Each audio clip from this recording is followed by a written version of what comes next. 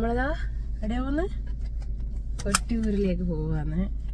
രാത്രി പുലർച്ചെ 4:30 ഇപ്പോൾ സമയം. നല്ല ഇരുട്ടാണ് കേട്ടോ, അതുപോലെ മഴയും ഉണ്ട്. ഇപ്പോൾ ഒന്ന് ഏകദേശം നിന്നിട്ടുണ്ട്. അപ്പോൾ നമ്മളിതാ ആദ്യമായിട്ടും ഒരുപാട് കാലത്തെ ആഗ്രഹവും എല്ലാം ഇന്ന് അത് സഫലീകരിച്ചു എന്ന് പറയാട്ടോ. നമ്മളത് കൊട്ടിയൂരിലേക്കുള്ള യാത്രയാണ്. എത്തിക്കഴിഞ്ഞു.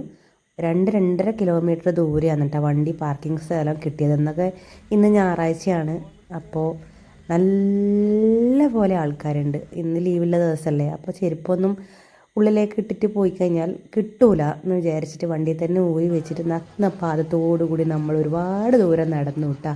ജീവിതത്തിൽ ആദ്യമായിട്ടാണ് ഞാൻ ഇത്രയും ദൂരം ചെരുപ്പിലാണ്ട് നടക്കുന്നത്. പുരാണത്തിലെ ദക്ഷയാഗം നടന്ന സ്ഥലമാണ് കൊട്ടിയൂർ എന്നാണ് വിശ്വാസം. വടക്കുംകാവ്, വടക്കീശ്വരം, തൃച്ചരമുന എന്നീ ഒട്ടനവധി പേരുകളും ഈ ക്ഷേത്രത്തിനുണ്ട്. ബാവലിപ്പുഴയുടെ തീരത്തുള്ള ഈ നാടിനെ ദക്ഷിണകാശി എന്ന പേരിലും വിശേഷിക്കാറുണ്ട്. ഇക്കരെ കൊട്ടിയൂർ എന്നും അക്കരെ കൊട്ടിയൂർ എന്നുള്ള 2 ക്ഷേത്രങ്ങളാണ് ഇവിടെയുള്ളത്. പരമശിവനും പാർവതിയുമാണ് പ്രധാന ആരാധനാമൂർത്തികൾ. വൈശാഖോത്സവം മഴക്കാലത്തായിരിക്കും, ഇല്ലെങ്കിൽ ഉത്സവമായാൽ മഴ എത്തിയിരിക്കും. പ്രദക്ഷിണ വഴിയിൽ ജലം മുഴുകിയിരിക്കണം എന്നാണ് ആചാരപരമായ നിബന്ധനയുള്ള ഏക ക്ഷേത്രവും ഇത് മാത്രമാണ്. നിത്യപൂജകൾ എന്ന് വിളിക്കപ്പെടുകയാണ് എന്നതിനേക്കാൾ യാഗമെന്ന് വിളിക്കപ്പെടുന്നതാണ് ഇവിടുത്തെ ആചാരങ്ങളും കർമ്മങ്ങളുമെല്ലാം.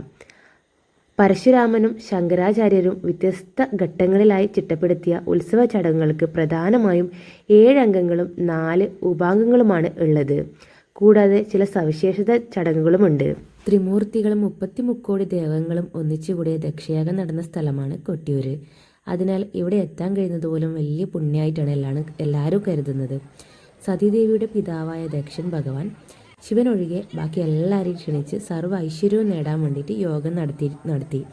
ക്ഷണിക്കാതെ അവിടെ എത്തിയ സീതാദേവി തൻ്റെ ഭർത്താവായ പരമശിവനെ ദക്ഷൻ അവഹേളിച്ചതിൽ വിഷമിച്ച് യാഗാഗ്നിയിൽ ചാടി ജീവനൊടുക്കി. ഇതറിഞ്ഞ ഭഗവാൻ കോപാകുലനായി ജട പിടിച്ചെടുത്ത് നിലത്തടിച്ചു. അതിൽ നിന്നും ജനിച്ച വീരഭദ്രൻ യാഗശാലയിൽ ചെന്ന് ദക്ഷന്റെ ശിരസ്സറുത്തു. യാഗഭംഗത്തിന്റെ ഭവിഷ്യത്ത് അറിയിച്ചു. ഭഗവാൻ വിശാഖം നാളിലെ ഭണ്ഡാരം എഴുന്നള്ളത്തിനു മുമ്പും മകൻ നാൾ ഉച്ച ശീവേലിക്ക് ശേഷവും സ്ത്രീകൾക്ക് അക്കരെ കൊട്ടിയൂർ ക്ഷേത്രത്തിൽ പ്രവേശനം ഉണ്ടായിരിക്കുന്നതല്ല. അപ്പോൾ ഇതൊക്കെയാണ് ഈ അമ്പലത്തിൻ്റെ ഐതിഹ്യം എന്ന് പറയുന്നത്. അപ്പോൾ ഇവിടെ എത്തുമ്പം ആദ്യം തന്നെ നമ്മൾ വീട്ടിൽ നിന്ന് കുളിച്ചിട്ട് വന്നാലും ഈ ബാവലി എന്നാണ് കേട്ടോ ഈ പുഴയുടെ പേര്, അതിൽ മുങ്ങിയിട്ട് അവിടുത്തെ കല്ലെടുത്ത് ഉരച്ചിട്ട് അത് ചന്ദനത്തിൻ്റെ കളറിലുള്ള എന്തോ ഒരു സംഭവം കിട്ടുന്നുണ്ട്. അത് തൊട്ടിട്ട് വേണം നമ്മൾ പ്രാർത്ഥിക്കാൻ വേണ്ടിയിട്ട് കൊട്ടിയൂർ അമ്പലത്തിലേക്ക് പോവാൻ എന്നാണ് വിശ്വാസം. അതിൻ്റെ സയൻറ്റിഫിക്കായ പ്രൂഫ് എന്താണെന്നൊന്നും അറിയില്ല. ആ കല്ലിൽ നിന്ന് ഉരക്കുമ്പോൾ കല്ലുകൾ തമ്മിൽ ഉരക്കുമ്പോൾ ചന്ദനം കിട്ടുന്നുണ്ടെന്നും അത് 2 കളറിൽ, ചിലപ്പോൾ ചുവന്ന കളറിലാവാം, ചിലപ്പോൾ മഞ്ഞ കളറിലാവാം എന്നാണ് പറയുന്നത്. അപ്പോൾ ചുവപ്പും മഞ്ഞയും ഉള്ളത് പരമശിവനെയും പാർവതിയും ആണ് കിട്ടുന്നത് എന്നൊക്കെയാണ് പറയുന്നത്. ഇത് എത്രത്തോളം ഇതിൻ്റെ സയൻറ്റിഫിക് ഉണ്ടെന്നൊന്നും അറിയില്ല കേട്ടോ. അപ്പോൾ ഞാനും ഉരച്ച് നോക്കി. അപ്പോൾ എനിക്ക് ഒരു മഞ്ഞ കളറാണ് കിട്ടിയിട്ടുള്ളത്. ഞാൻ 2-3 കല്ലുകളിട്ട് ഉരച്ച് നോക്കിയിട്ടാണ്. അപ്പോൾ സമയം വൈകുന്നുണ്ട്, ഞായറാഴ്ച ആയതുകൊണ്ട് നല്ല തിരക്കും ഉണ്ടായിരുന്നു.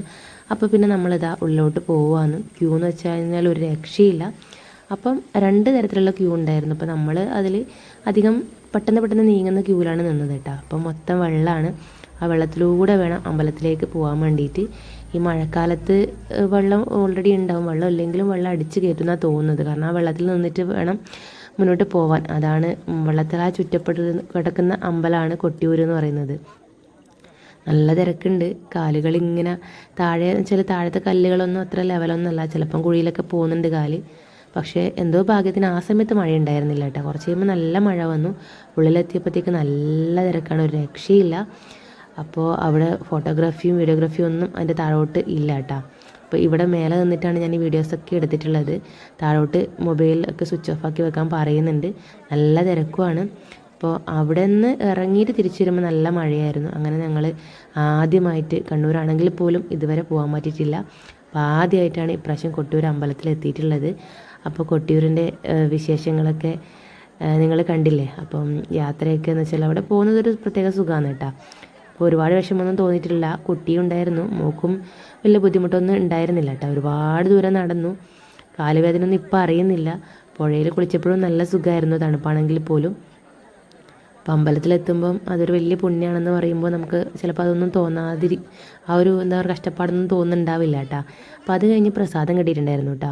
അപ്പോൾ പ്രസാദം എന്ന് വെച്ചാൽ നമ്മൾ കഴിപ്പിക്കുന്നതാണ്. അപ്പം നെയ്യ് ഉണ്ടായിരുന്നു, പിന്നെ പായസം, നമ്മളെ ശബരിമലയിലെ അരവണ പോലത്തെ ഒരു പായസം ഉണ്ടായിരുന്നു, പിന്നെ നെയ്യിൽ ചുട്ട ഉണ്ണിയപ്പം കേട്ടോ. അപ്പം അവസാനം നല്ലപോലെ വിശന്നു. അപ്പം ഞാൻ ആ വെയിലത്തിരുന്നിട്ട് അതൊക്കെ കഴിച്ചു. അപ്പോൾ ഇത്രയേ ഉള്ളൂ കൊട്ടിയൂരിൻ്റെ വിശേഷം. വീഡിയോ സബ്സ്ക്രൈബ് ചെയ്യാനും ഫോളോ ചെയ്യാനും മറക്കാൻ പാടില്ല. ബൈ.